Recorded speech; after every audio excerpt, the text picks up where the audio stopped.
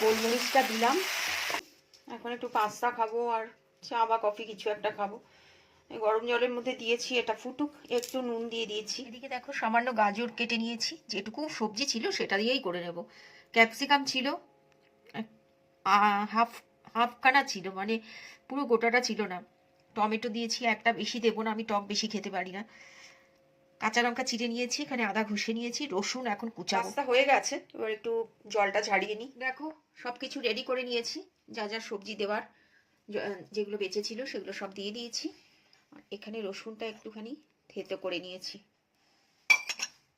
এবার শুরু করে দিচ্ছি। পাস্তাটা সিদ্ধ করে জল ঝারিয়ে নিয়েছি, পাস্তাটা পুরো সিদ্ধ করে জলটা ঝারিয়ে নিয়েছি। কড়াইয়ে তেলটা গরম হয়ে গেছে, এক এক করে সব দিয়ে দিই।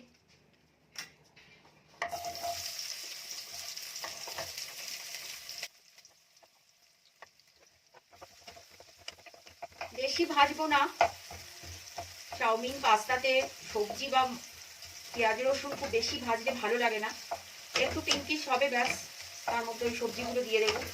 পুজো আসতেই সময় লাগে, দেখো দুর্গা পুজো চলে গেল, সরস্বতী পুজো চলে গেল, লক্ষ্মী পুজো, দুর্গা পুজোর পর লক্ষ্মী পুজো গেল, সরস্বতী পুজো গেল, কালী পুজো গেল, সবই গেল পরপর। শিবরাত্রি ছিল, শিবরাত্রিও চলে গেল। এবার আসছে দোল, যেটা আমি একদম পছন্দ করি না, আমার একদম খেলতে ভালো লাগে না। আবির রং কিচ্ছু না, আমি গেটে তালা দিয়ে রাখি সব সময়, প্রত্যেক বছর গেটে তালা থাকে আমার, আমি গেট খুলিই না। এবার জানি না আশেপাশে সব নতুন লোক এসছে, এরা যদি আসে তবুও আমি খুলবো না, আমি বন্ধই রাখবো, আমার একদমই ভালো লাগে না। সবাই বলে বছরে একবার খেলতে হয়, আমার ভালোই লাগে না, আমি খেলবো কি। ওই আবির মেখে নিলাম ঠিক আছে, তারপরে ওই আবিরের মধ্যে রং দিয়ে রাখে, বিভিন্ন রকমের চোরা রং দিয়ে রাখে, যেটা আমার একদমই ভালো লাগে না। রসুনটা দিয়ে দিলাম, পেঁয়াজটা হাফ হয়ে গেছে তাই রসুনটা দিয়ে দিলাম। যেটা বলছিলাম, আমি বিয়ের আগেও খেলতাম না, কারণ আমার বাড়িতে কেউ পছন্দই করতো না। আমি তো সব থেকে ছোট ছিলাম, আমার দাদারা ছিল, বাবা মা কেউ খেলতো না আমাদের বাড়ি। হ্যাঁ দাদারা খেলতো, 3 দাদা মিলে খেলতো, ওরা বন্ধু বান্ধবদের সাথে খেলতো, কিন্তু বাড়িতে আমাদের রং খেলা হতোই না। আর এদের বাড়িতে এসে দেখেছি এরা খুব খেলে, একজন বাদ দিয়ে সকলেই খেলে, তার নামটা নিলাম না, ইচ্ছে করে না নিতে তাই নিলাম না। সকলেই দেখতাম বেশ ভালোই রং খেলতো, পাড়ায় বেরিয়ে রং খেলতো। আমার বিয়ের পরপর সেই আশেপাশের লোক নতুন দিতে এসেছিল, আমি তো দরজা বন্ধ করে ভেতরের ঘরে চুপচাপ বসেছিলাম, অনেক ডাকাডাকি অনেক কিছু, আমি বেরোইনি ঘর থেকে, বললাম না আমি খেলবো না। আর তখন আবার বিরাট চুল ছিল, হাঁটু পর্যন্ত চুল, জানো, ওই চুলে ভাবতে পারো রং যদি লেগে যায় সেটা ওঠানো কত কষ্টকর। বিয়ের আগে হলে না মা করে দেবে, ধুয়ে দিত চুল, চুলের যত্ন সব মাই করতো, কিন্তু বিয়ের পর কে করে দেবে বলো, আমাকে নিজেকেই করতে হবে, আর সেটা আমি পারবো না অত বড় চুলে, খেলার কোনো প্রশ্নই নেই। সামান্যই লবণ দেব, সিদ্ধ করার সময় একটু লবণ দিয়েছিলাম, আর সসের মধ্যে লবণ তো থাকে, পাস্তাতে একটু সস বেশি বেশি পড়ে। কড়াইটার লিডটা যেটা ছিল গ্লাসের, ওটা তো ভেঙে ফেলেছে লক্ষ্মী কাজের মেয়েটা, আমার আর দোকানে যাওয়া হয়নি, এখন থালা দিয়ে ঢাকতে হয়, ওটা হলে খুব ভালো হয়, দেখাও যায় উপর থেকে। অনেকটাই সিদ্ধ হয়েছে, হাফেরও বেশি সিদ্ধ হয়ে গেছে। ক্যাপসিকামটা কাঁচা লঙ্কা চেরাটা দিয়ে দিলাম, এটা আবার একটু হোক, বেশিক্ষণ লাগবে না, ক্যাপসিকাম হতে তো বেশিক্ষণ লাগে না। ক্যাপসিকাম সেই গ্রিন ভাবটা চলে গেলে ভালো লাগে না দেখতে, দেখতে খেতে কোনোটাই ভালো লাগে না। আমি জেনারেলি সস দিয়েই বানাই পাস্তা, আজকে দেখলাম ভেজিটেবলসগুলো যদি না করা হয় নষ্ট হবে, আমি কোনো জিনিস নষ্ট করি না, খাবার জিনিস কোনো দিন নষ্ট করি না, তো করেই ফেলি। ঘরে পাস্তাও ছিল অনেকটা, স্টিমটা ফুল করে দিলাম যাতে কিনা কালারটা ঠিক থাকে। তোমরা দেখতে পাচ্ছ তো ঠিক মতো, বুঝতেও পারছি না আমি। সসটা দেবো, টমেটো সস আর সয়া সস দেবো। চিলি ফ্লেক্স খুব কম রয়েছে, আমার খেয়াল ছিল না, তো বাজারে গেলে নিয়ে আসি আমি। সয়া সস দিলাম, ব্যাস আর দেবো না।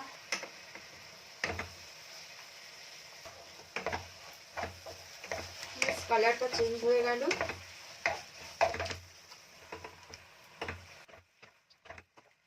এই তো হয়েই গেল, আর কি, ঝটপট হয়ে যায়। চাউমিন বলো পাস্তা বলো খুব তাড়াতাড়ি হয়ে যায়। আমি যা প্রথমে নুনটা দিয়েছিলাম তারপরে আর দেইনি, এতটা সস পড়েছে তো নুন কাটা হয়ে যাবে একদম। গোলমরিচ গুঁড়ো করে রেখেছি, ক্যান্ডি এসে খাচ্ছে যেগুলো নিচে পড়েছিল, ও সব কিছু খাওয়া যায়। খেয়ে নিয়েছিস দেখেছ, কালারটা ভালোই এসছে। একটু গোলমরিচ দিয়ে দিই, ব্যাস। একটু টেস্ট করে দেখতে হবে নুনটা ঠিক আছে কিনা। ঝাল ঝাল হবে, ভালো লাগবে খেতে। এবার দেবো পাস্তা মশলা। এটা না অনেক দিনের হয়ে গেছে, কেমন যেন একটা হয়ে গেছে, নষ্ট হয়নি। আর এটা আমি এখন যদি খাই না, এই রাত্রেবেলা আর খেতে ইচ্ছে করে না, খাবো না খিদে না পেলে। এটা ঠিক আছে, এই দেখো এটা ঠিকই আছে। আরেক প্যাকেট, অনেকটা রয়েছে তো, 2-3 প্যাকেট না দিলে না ফ্লেভারটা আসবে না। এতটা তো আমি খাবো না, এটা দেবো পাশের বাড়িতে, ও খেতে চেয়েছে পাস্তা, ওকে দেবো একটু।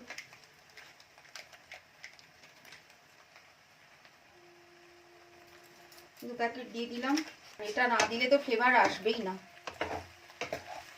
একদম কমপ্লিট। এবার ফ্লেভারটা বেরোচ্ছে।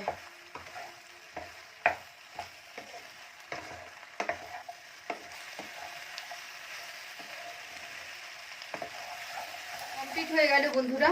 এবার ঢেকে দেবো গ্যাসটা অফ করে। এই দেখো, ও গোলমরিচটা দেইনি, গোলমরিচের গুঁড়োটা দিয়ে ঢেকে রেখে দেবো। এই যে গোলমরিচের গুঁড়ো একটু ছড়িয়ে দিলাম, ভালো লাগবে খেতে। চিলি ফ্লেক্সটা দেখি কোথায় রাখলাম আবার। কি হবে বলো, এইটুকু চিলি ফ্লেক্সে যা আছে তাই দিয়ে দিই। দিলে ভালো একটা ফ্লেভার আসে। চাইনিজ ফুড তো, এগুলোতে না দিলে না খেতে ভালো লাগে না।